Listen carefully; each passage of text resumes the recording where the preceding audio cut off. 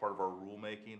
Most of them were positive comments, but we had to sift through all of them and make sure that our rulemaking was done the right way and that we considered all those. The report includes nearly 100 detailed recommendations based on the input from families, educators, mental health practitioners, law enforcement, and federal, state, and local leaders. And I will say this, every one of them is knowledgeable. My administration is pursuing a comprehensive strategy to address school violence. We enacted 2 critical reforms into law, the Fix NICS Act, which you know about, which strengthens very strongly the background checks for firearm purchases, and the Stop School Violence Act, which provides grants to schools to improve safety. And they've gone a long way. We've also secured historic levels of funding to give schools and police more resources to protect their students. This morning, we also completed the process to issue a new regulation banning bump stocks.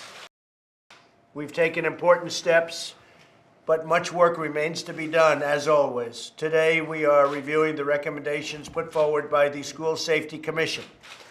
These include fixing mental health laws so that families and law enforcement can get treatment immediately to those who need it. Encouraging states to adopt extreme risk protection orders which give law enforcement and family members more authority to keep firearms out of the hands of those who pose a danger to themselves and to others. Launching a no notoriety campaign which would encourage the media not to use the names or frankly anything having to do with the shooters. I see it all the time. They make these people famous, and they're not famous. They're the opposite. They're horrible, horrible people.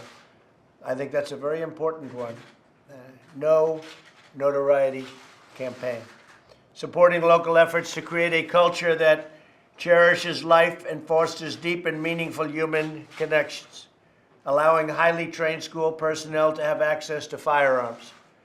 According to the Department of Homeland Security, the average duration of an active shooter incident at a school is under 5 minutes. So all of this horrible carnage takes place in a very short period of time. That is why it's critical to have armed personnel available at a moment's notice. These are people, teachers in many cases, that are the highest trained that you can get. People that are natural to firearms, people that know how to handle them, people that have great experience, and on top of the experience have taken courses, and they're right on the site. This is critical to the hardening of our schools against attack. Also, they love our students. I've seen the teachers, I've seen so many of them over the last 2 years especially, where something's happened, and they truly love their students. And by loving their students, they want to fight for their students more than anybody else would. Nothing is more important than protecting our nation's children.